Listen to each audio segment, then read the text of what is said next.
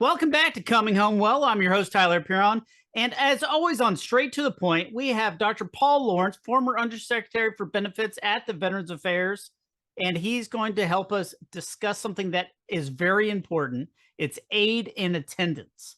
You may not have heard about it, and I didn't know a lot about it, but it is something that's there to help people that are not really able to help themselves, need some extra assistance. Dr. Lawrence, thank you so much for joining us on Straight to the Point. Hey, it's great to be with you, Tyler. Yeah, aid and attendance is a tough one. So let's kind of break it apart, right? So let's talk about aid and attendance and then how it's applied, right? So it is kind of like you said, right? It's an additional increase in your compensation, your benefit from VA based on the situation you find yourself in, right? I need help doing things like bathing, getting dressed, toileting, going to the bathroom, right? Adjusting my prosthetic. And it's even lesser things like getting organized, taking my medicine, doing whatever. So think about it. I need aid. That's sort of the name, right? Aid and attendance. And there's Mhm. all sorts of definitions and things that you can look at when you get the form to sort of apply for this. It's also if you're in a nursing home, you're bedridden, you have sight problems. So the details really matter. And to get this benefit, you'll be asked to have a doctor sort of, verify this sort of stuff. And again, if you get the form, you can kind of see it. Now, where it gets complicated is how it's applied to other benefits. Okay.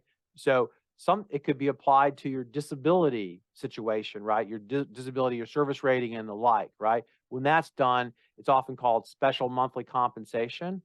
But let's push that aside. And where I saw it most when I was in the job is with pension. Okay. And so you remember this is something where you're over 65 or you're 100% permanent total, right? They do a means test if you're eligible for a pension. So it's really sort of a safety net program. Again, it's not a pension as we discussed You're not before. going to get a lot of money out of it, but it's enough to keep you Yeah, fed. that's exactly right. So sort of let you not fall through the cracks, right? So if you are older, okay, and or 100% permanent total, this is where I saw pension happen, the aid and attendance the most, right? Folks need help. You get older, you need help. That's sort of how it works, and that's when this benefit kicks in, right? And so instead of getting the traditional amount, they give you more. You get more, okay? And it's often called this is often referred to as a special monthly pension. So these names are interchangeable sometimes when aid and attendance is applied. And to give you an example before I pause here, if you were a single veteran taking advantage of the pension benefit, the max you could get, I looked at the tables this morning, is about $16,000 a year. Assuming you had no assets, you passed all the tests, you get $16,000 a year. Same veteran, now on a pension with aid and attendance, you get a little more. You actually get closer to $27,000 a year. So you can see that plus up, that difference would theoretically be designed to get somebody to help you do these different things. That's not a whole lot of extra money, and everything costs a ton. Yeah. Where does that fit in with actually finding someone and getting someone to help? Yeah, well, that you're right. It is a challenge, right? That's kind of the challenge, but it's designed as that's kind of the way it is, right? And so all these things, as you know, are driven by Congress. The laws are set up this way. There's not a whole lot of flexibility you have in that situation, right? And so often though, folks who are in the situation, have other assets, have other things as well. So, maybe they're getting Social Security or whatever. But you're right, it's not a lot. And I think probably where that begs questions is, as you know, and probably many of your listeners know, that VA started a new program last couple of years, often called caregivers. Right now, this is administered by the Veterans Health Administration for, folks who are also needing attention and have family members now providing care. Okay, in that situation, the caregivers can be paid up to the equivalent of a GS4 step one in the salary, which is about $34,000 a year. So again, special set of rules, special set of things, different program. But this is why it's so important that you have a service officer help you so he or she can really understand your situation and say, this is the benefit that really makes sense given your situation. Can you double dip, use both the VHA program No, and the aid and attendance? no, no. So that is definitely why you need a VSO to figure out what's best and most advantageous for you. Does Right. the And aide in attendance have to be someone external, or can it be a family member? no, it can be a family member, right? Well, actually, the aid in attendance is the benefit you get. What you do with that money is pretty much yours to figure out, right? To manage the money, it's a payment to you. So how you manage Gotcha. the money is how you manage the money, right? Hmm. And so I think the challenge is each program is different. The caregivers has different requirements you may not meet. So aid in attendance may be relevant. So for example, um, it's often called a survivor's pension, right? So husband served, whatever passed, whatever the wife in this example could now get attention because she needs aid in attendance. She would not qualify for caregivers because she's not a veteran in the example I made, right? So Hmm. there's just different nuances here. That's why at the beginning of this, I wanted to make this conversation simple because it can easily get so complex.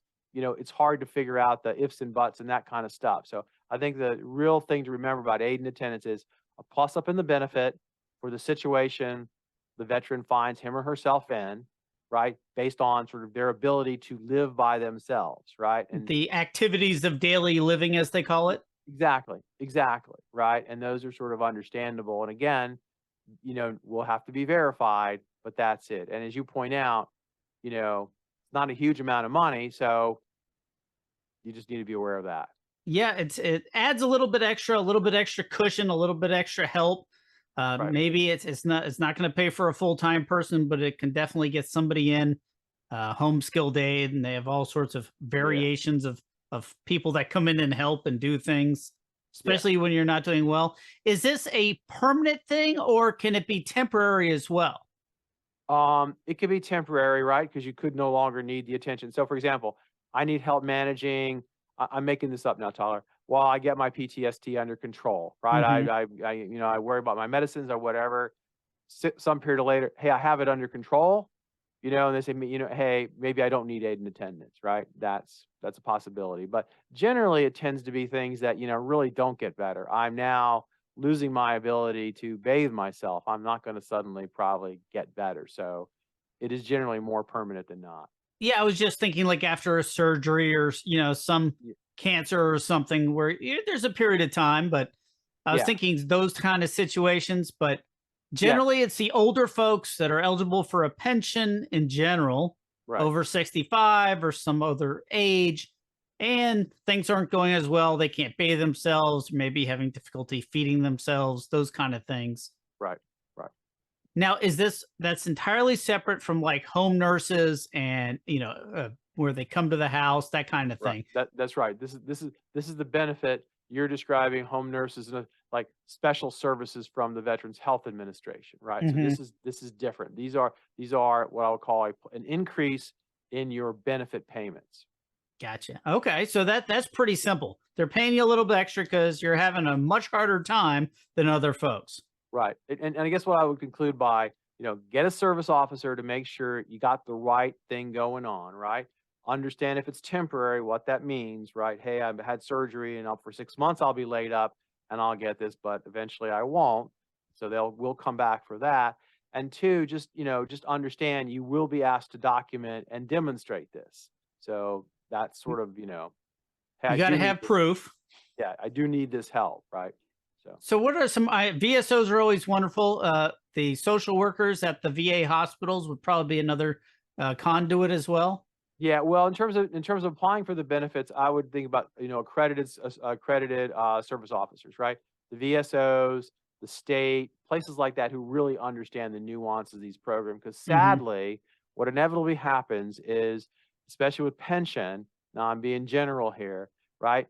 Folks who are older now have to deal with this incredibly complex situation, right? And it just tends to be very hard. Look, I have a 98-year-old mom. I'm not picking on people. They are just, they slow down, their mental acuity isn't what it once was, and now come in these incredibly complex forms, to demonstrate these certain things. So it really is, you know, it can be a challenge, and that's where a service officer really can help.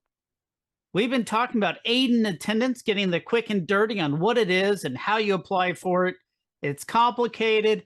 Get a VSO, get some help filling out the form. If you have challenges with activities of daily living and you need someone to come in and give you a hand, they give you the money to help sort of make that happen. doesn't go and solve everything, but a little bit is more than nothing. So go check it out. There's a couple different programs. You can't do both. So figure out whether the VHA caregiver program or the aid and attendance program is better for you. Talk to your VSOs, figure out which one is best based on your circumstances. But it's a great thing. It's not free, I guess. You've earned it, but it is definitely something that you deserve and can help make all the difference. Paul, thank you so much for joining us on Straight to the Point. Great. I'm glad you're helping clarify this sort of stuff. Thanks, Tyler.